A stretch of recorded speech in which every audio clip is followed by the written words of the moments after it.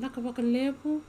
nimbola vinaka rangoni vinaka vakalevu na nomuni vakarorongo mai e na singani kua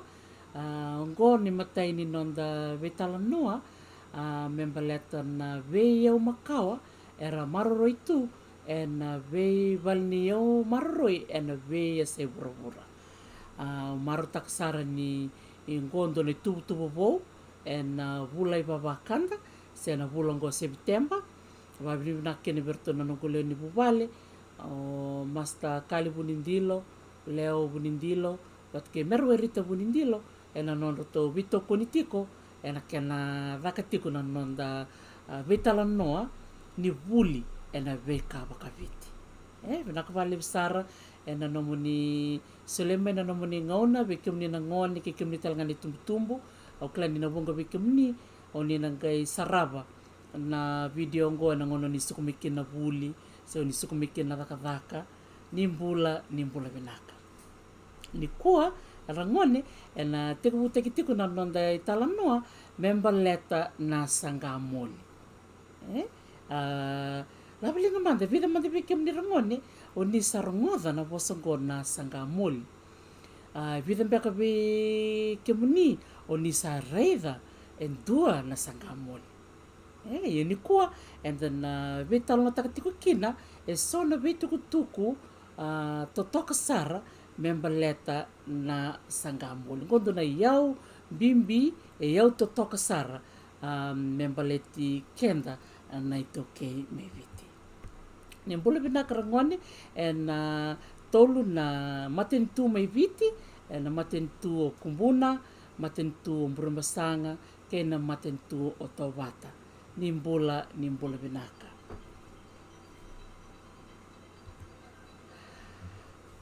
na nonde talano ni kua rangone mbaleta sarchinga na ulu tangango na tuli ni daputa pat ke au na bosango tuli go rangone e non rei tavi na marama e na ngono makau non rei tavi talanga vakavanua na ngone ndau se sona vanua erdo tukuna na o irambeka na kaiwai ni bunga veira na ngone ndau era dongoli era do tuvoli ngai wai era do kotomai na kakani ni waitui me kenra vakatamba kindua na turanga ia veira na marama do tuli era lewena sartikunga na itutu vakavonongo na ngone ndau e na nonra do tulia na nonra kuro na vuvale vakaturanga o ira na nonda bumbu se o ira na tinanda era do tuli se era do tuli kuro era do vakayanga takasarenga na ngele se era na tiku vakaviti makaongo na tete nge vakatoka na ngele nrengata ia na karanga kava na mbunda e ngona era tulia kena indo na sanga se era tulia kena indo na kuro era nga indo wakia vata kena nuku matai lalai rovi wakia vata na tete kena nuku matai lalai na ngona sa oti kina na kena tuli indo na sanga se indo na kuro vakaviti la nganrevi me rara lambe kana vasa na rara yara ngone ena kena mbiu ena mbuka me rauni vakambutari na tete kena nuku na ngone rombuta kena na tete vat kena nuku ngora ngone ena rendre mena kavoro se mena va ena ngona sana vakangete kena sana koko vinaka na ngona sana vaka maikin ya tiko tale ndo tale na kaindo vakaithoro ya na kena ndo vakangata na makandre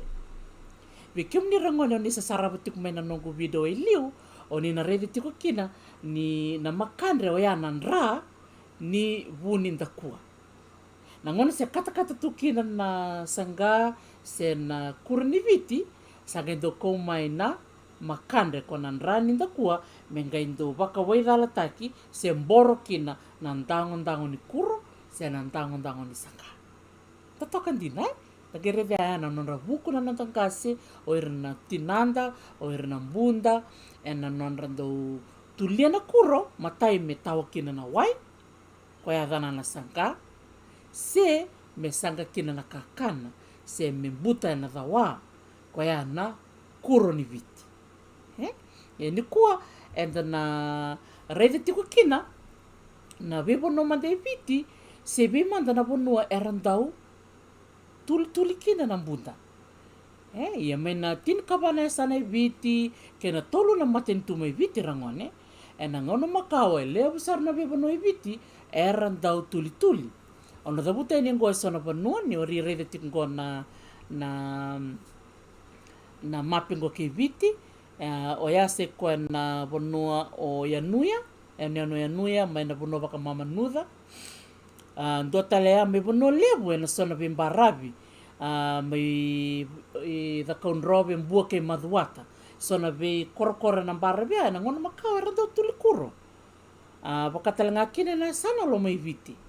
Ke waka ngone ni lo mai viti, se ngone ni vonua levu, se ngone mbeka ni Ianuia, raunio ni the kamanda sona muni wakandindike. Se ni reda na ngona tava manda, e sa mai oti kina, sa mai thava kina, la kila tuli. Do talea na sana o ra, na Ianuia malake, e randau tuli kuro. Na i oti ni marama, e ndau tuli kuro e na Ianuia malake, e wakadhengu, e na mbaki tin kadhiwa tolu sanga vulka vitu. Ngona sa lenga nga kina na marama ya, sa mai yaliani na kila ni tuli, e na sana o ra, e na Ianuia malake. Wakatalanga kina na sana o lau, e tukuni e na koro le vuka, e na Ianuia la kemba, e rando kile levu na marama, ni le vuka me la kemba, e na rando tuli. Ia, dina ni sa mai yaliani na kila ni tuli, na bono mai viti, e kile tunga kina na tuli na ngonongo se koe na e sana o rewa, e na koro o nasilai, kei na e sana o nanronga. Waka o sibe rona korongo na kambuta, wata kei lawai. Kongola kina u via waka vinaka na ngonongo be rona marama, o taunde iana, marama ni na kambuta, kei na marama ni nasilai me rewa, o bumbu taraibi ni wati, e na non rondo mai tuli tiko e na walni au makawa, e na e suva, e na bona wadaka tukina. E na tin kadhio deo sanga vulka va, deo sanga vulka lima, deo sanga vulka on, rose mbula tiki na maramongo, ngono koro sa waka dhengu, i enda waka vinaka virona maramongo, e na non ro mata taka tiko na non ro ya sana waka turango rewa, ke na sana waka turango nanronga, e na tuli. Ia na no talanga, e na sana o dhavutu meikina, me kandavu, ke na bono talanga o dhavutu meikina na sana, e na tikina o yawe, e na koro waka turango na lotu, erto kileitani e na mbuloni yawe. Wakaedhani tu na nonro kuri ni viti mei kandavu, e na tikina o yawe, na mbuloni yawe. E na nonro tu tulia na marama ni yawe, na tamatamani kuro ni wakaitatamera. O kalunga tasara ni tin kadio de sanga vulka vitu rangone, e na nongua ngole ni kandavu, pati ke rato na Fiji Arts Council, ke rato na Fiji Museum, e na neto la kita kawendo na vuli ni biba kambula taki.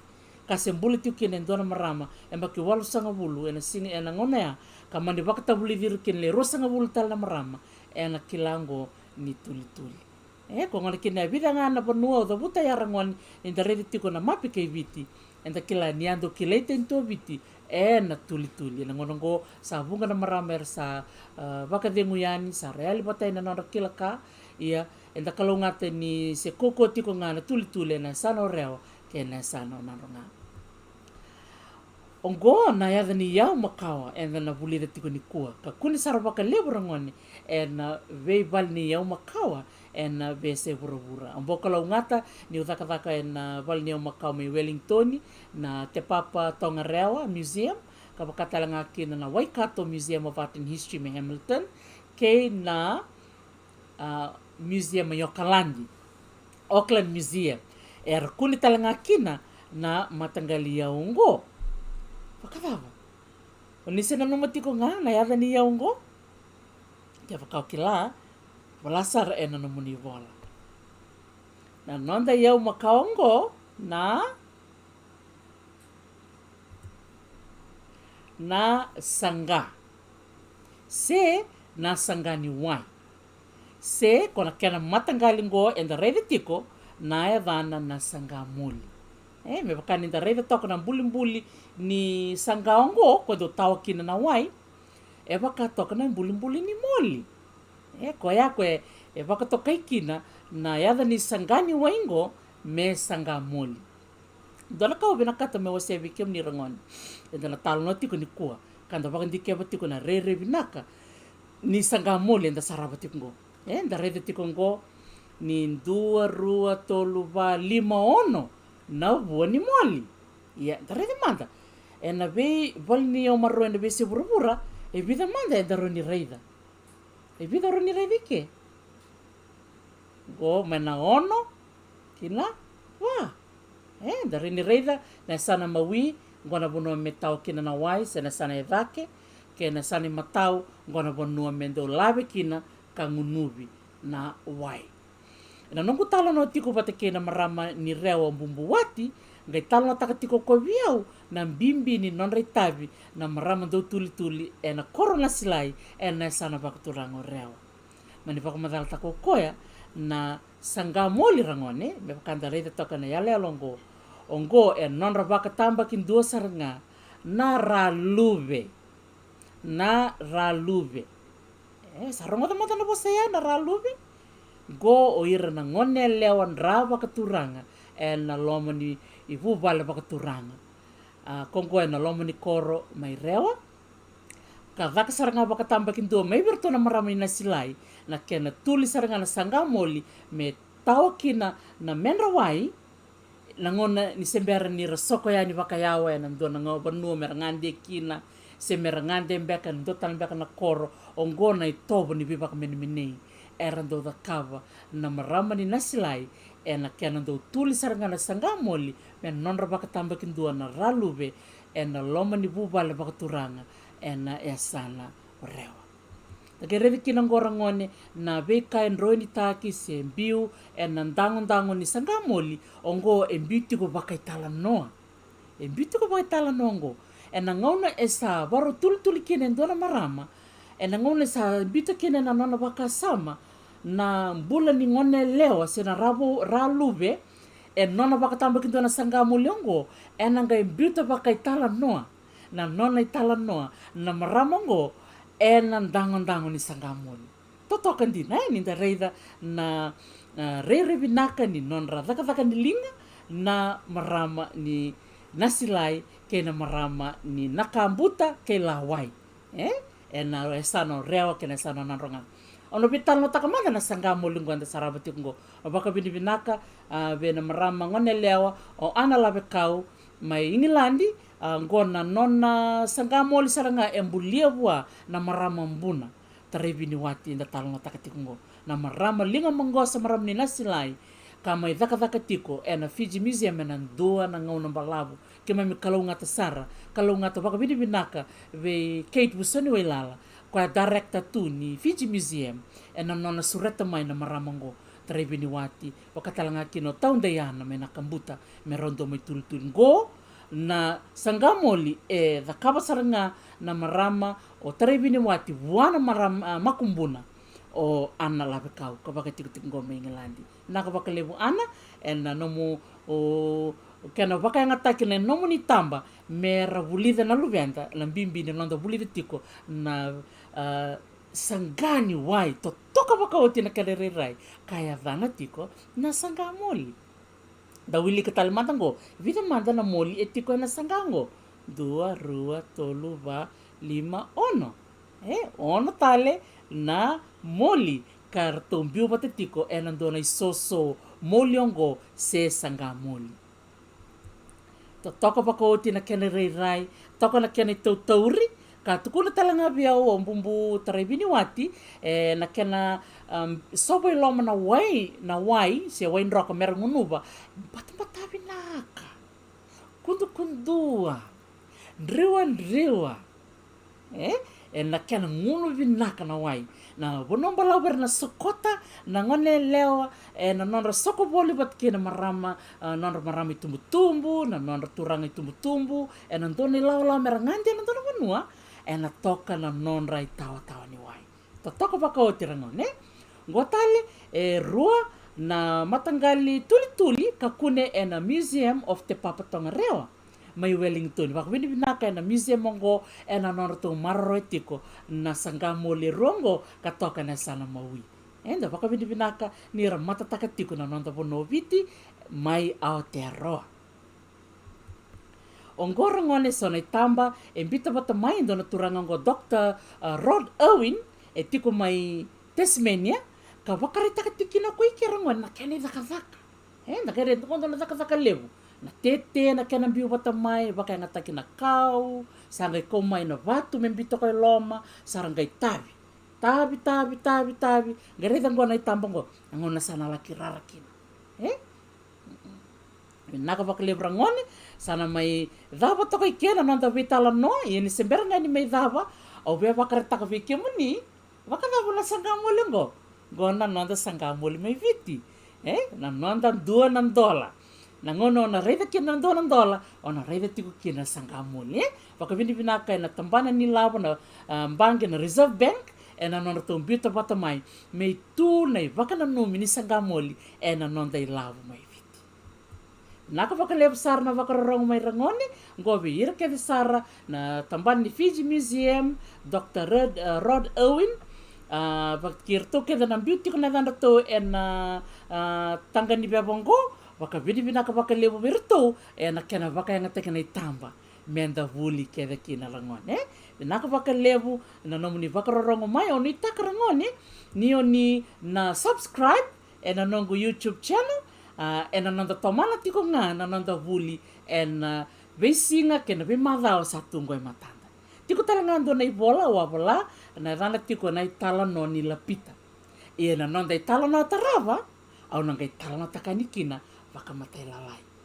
naka vale sarangoni ke baka indoi tiko na nana baka taro ngai bita nga mai na no mani taro viau au nanga somayani na nanda vetala no katarava se konga ya ni moda takomandara ngone